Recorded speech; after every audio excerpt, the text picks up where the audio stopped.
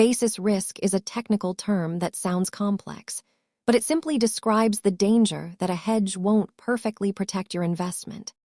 The basis is the difference between the price of the asset you own and the price of the derivative you use to protect it. In a perfect world, your insurance asset moves exactly opposite to your investment, but real markets rarely align that perfectly. Basis risk usually pops up when the asset being protected and the hedging tool have different characteristics, locations, or expiration timelines.